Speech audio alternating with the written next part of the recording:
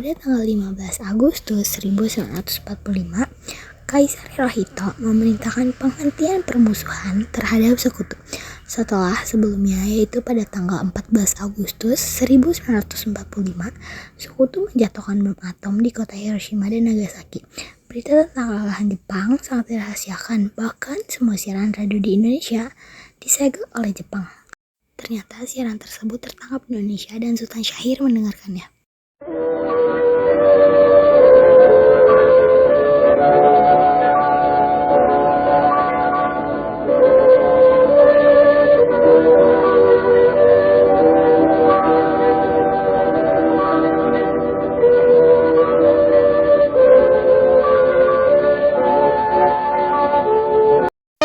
In 1945, final defeat came to the Japanese.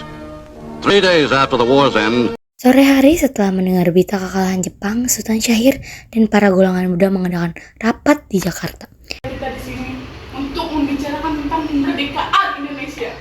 Ibu, Jepang masih menguasai Indonesia. Tanah putra masih dikuasai Jepang. Assalamualaikum. Saya punya kabar bahagia untuk kita semua. Jepang telah menyerah kepada sekutu. Saya mendengar tadi pagi dari radio. Oleh karena itu, terjadi kekosongan kekuasaan Indonesia. Itu merupakan kabar yang menggembirakan untuk kita semua. Tadi Anda membicarakan tentang kekosongan kekuasaan. Itu maksudnya apa ya? Jepang tidak lagi berkuasa atas negeri kita karena telah menyerah terhadap sekutu. Sedangkan sekutu belum sepenuhnya menguasai Indonesia. Oh ya, saya mengerti penjelasan Anda. Terima kasih. Lalu apa yang harus kita lakukan untuk mengisi kekosongan kekuasaan ini? Bagaimana kalau kita mengajukan kepada Soekarno dan Muhammad Hatta agar segera memproklamasikan Indonesia? Benar itu.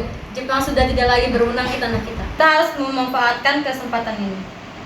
Saya setuju dengan usulan Tuan, karena ini adalah waktu yang tepat untuk memproklamasikan kemerdekaan Indonesia. Dan itu benar. Adalah hak rakyat yang harus kita proklamasikan. Karena itu kita pergi ke rumah Bung Karno untuk memutuskan hubungan dengan Jepang. Kalian setuju? Setuju! Tapi jangan sampai proklamasi kemerdekaan Indonesia diproklamirkan oleh PKI.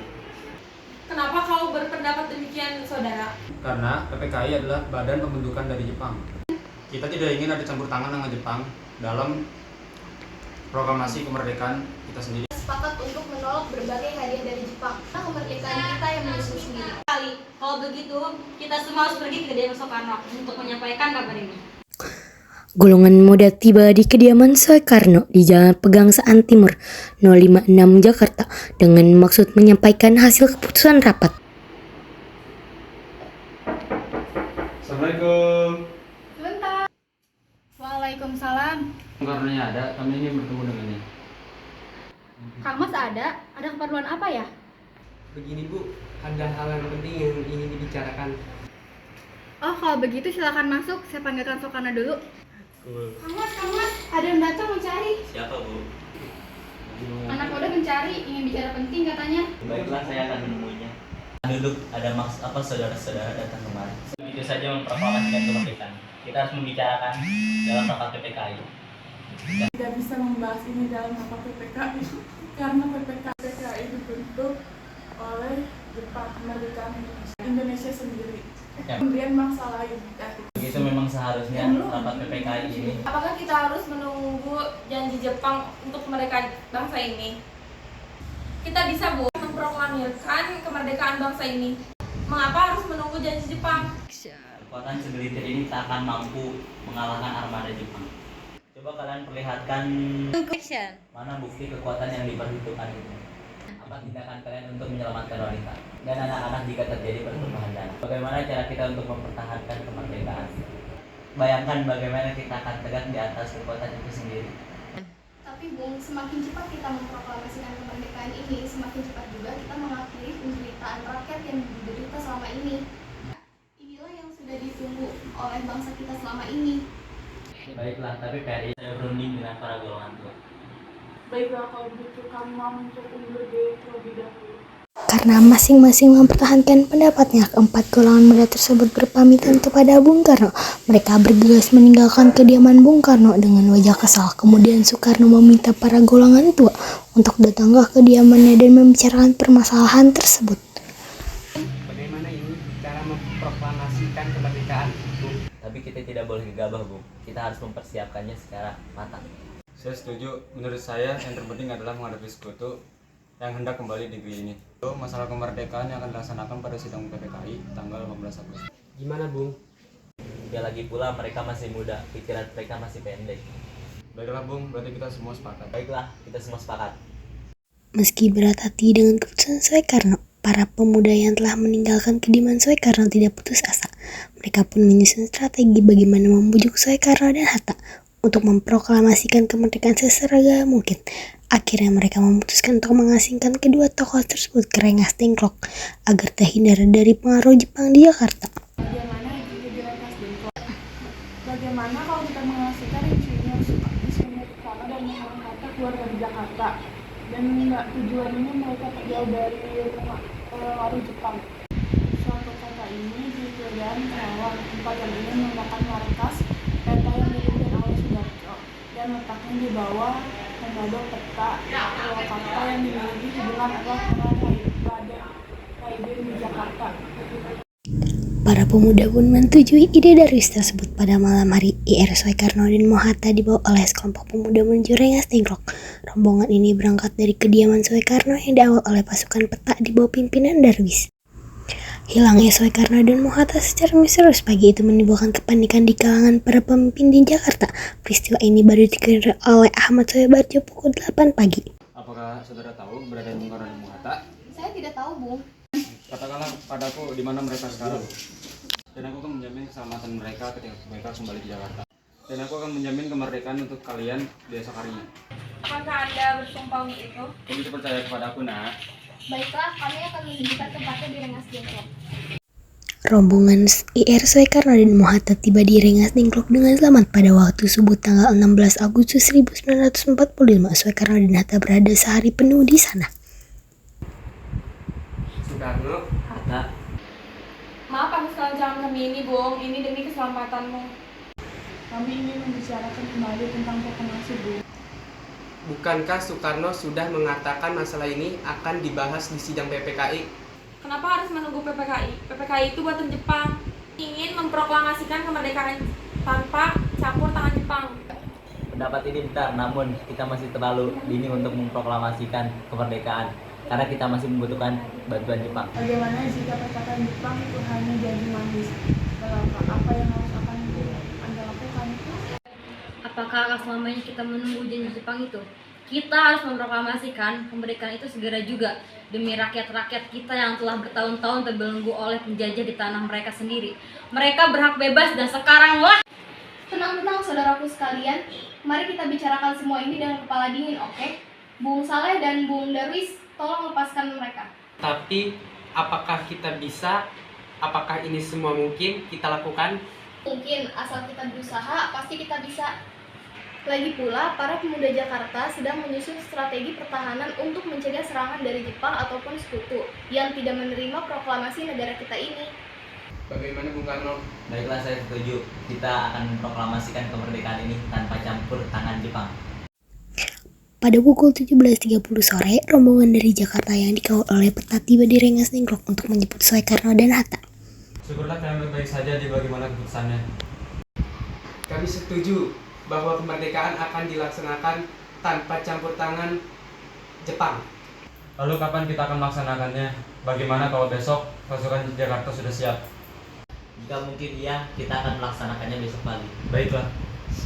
Bagaimana kita membicarakan naskah proklamasi untuk kemerdekaan kita? Jepang tidak akan mengizinkan kita sekarang, apalagi jika dia tahu kita akan merumuskan proklamasi. Saya punya ide, kita akan meminjam rumah perwira Angkatan Dama Jepang, Laksamana Maeda. Baiklah, Bung. Kita akan ke rumahnya malam ini. Selesailah perundingan di Rengas Dengklok, semua anggota golongan tua maupun muda kembali ke Jakarta untuk membahas lanjutan rencana proklamasi kemerdekaan tanggal 17 Agustus 1945. Rombongan kemudian berangkat ke rumah Laksana Maeda di Jalan Imam Bonjol nomor 1. Selamat malam, ada apa, Bung? Maaf kami ganggu Anda malam ini. Kami perlu tempat untuk membicarakan rencana kemerdekaan yang akan dilaksanakan pada esok hari. Benarkah begitu? Kalau begitu silakan masuk. Terima kasih Laksamana Maeda. Mari silakan duduk. Apakah ada kertas dan pena, Laksana Maeda? Oke, sebentar saya ambilkan dulu.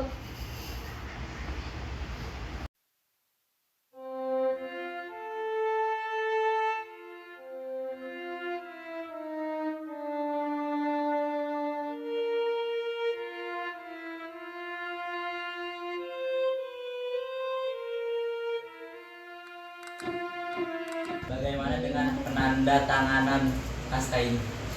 Menurut saya, naskah proklamasi sebaiknya jangan ditandatangani oleh anggota PPKI. Karena PPKI adalah buatan Jepang. Kita sudah sepakat tadi melaksanakan proklamasi tanpa campur tangan Jepang. Antara kalian yang mempunyai pendapat untuk menyelesaikan masalah ini. Bagaimana jika naskah ini ditandatangani oleh para hadirin yang datang pada saat ini, seperti ketika Amerika menandatangani teks deklarasi? 3. Jangan, kita tidak boleh meniru bangsa lain. Kita harus berbeda dengan bangsa lain, Bung. 3. Karena ini semua berkat jasa Indonesia, berarti atas nama bangsa Indonesia. Ya, saya setuju. Dan saya juga punya usul. Gimana jika yang menandatangani naskah ini adalah Anda dan Bung Hatta sebagai wakil dan bangsa Indonesia? Bagaimana? Sudah bagus, bagaimana hadirin? Kami setuju. Tolong Anda ketikkan naskah proklamasi ini.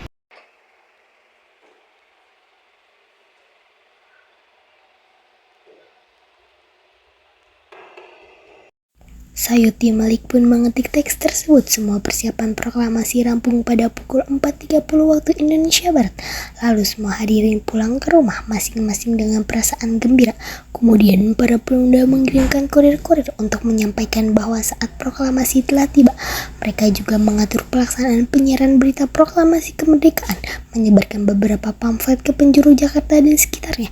Pengeras usaha diusahakan adanya, semua dilakukan agar rakyat dapat turut menyaksikan momen paling berharga untuk bangsa Indonesia. Setelah usai perundingan di rumah Laksana Maeda, Soekarno pulang dan disambut oleh istri tercinta. Pada saat yang sama, Soekarno dan Ibu Fatmawati sampai di kediaman mereka dan berbincang sejenak. Alhamdulillah semua berjalan dengan lancar. Terima kasih Ibu telah menemani saya di masa-masa yang cukup menguras pikiran ini. Iya, terima kasih Gusti Allah yang telah memberikan jalan pada bangsa kita untuk memproklamasikan kemerdekaan. Oh iya Pak, apakah kalian sudah merencanakan bagaimana proklamasi besok akan berlangsung? Sudah, kita akan melaksanakan upacara bendera yang nanti akan diiringi lagu Indonesia Raya. Kita belum punya bendera, lalu bagaimana? Bagaimana kalau Ibu yang mengiring? Apa tidak apa-apa, tapi Ibu tidak punya kain Pak. Kain yang ada hanya kain merah dan putih. Apakah tidak apa-apa? Tentu saja, buatlah bendera yang sederhana. Yang penting kita sudah berusaha untuk melakukannya. Baiklah Pak, dan Ibu punya ide. Kita namakan saja benderanya Sang Saka Merah Putih. Bagaimana? Ide yang bagus. Ya, bendera pusaka, sang saka dan warnanya merah putih menjadi sang saka merah putih. Ya sudah, sebaiknya Bapak bersiap sana menyusun pidato yang nanti akan Bapak bacakan. Indonesia tanah air beta, pusaka abadi nan jaya. Indonesia sejak dulu kala tetap dipuja-puja bangsa. Di sana proklamasi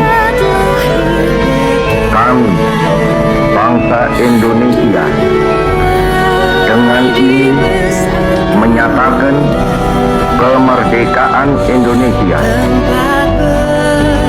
Hal-hal yang mengenai pemindahan kekuasaan dan lain-lain diselenggarakan dengan cara saksama dan dalam tempo yang sesingkat-singkatnya.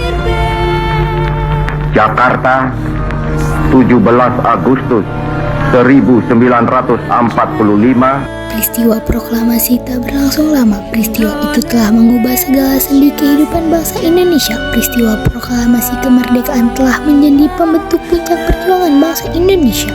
Lika-liku permasalahan berujung pada akhirnya manis. Perbedaan pendapat menjadi suatu kekuatan bangsa yang satu Indonesia. Oleh karena itu kita sebagai generasi penerus bangsa harus berprestasi dalam rangka mengisi kemerdekaan tersebut, bukan malah menodai. Kita harus bisa membalas budi para perjuangan tanah zaman dahulu dengan cara mempertahankan kemerdekaan.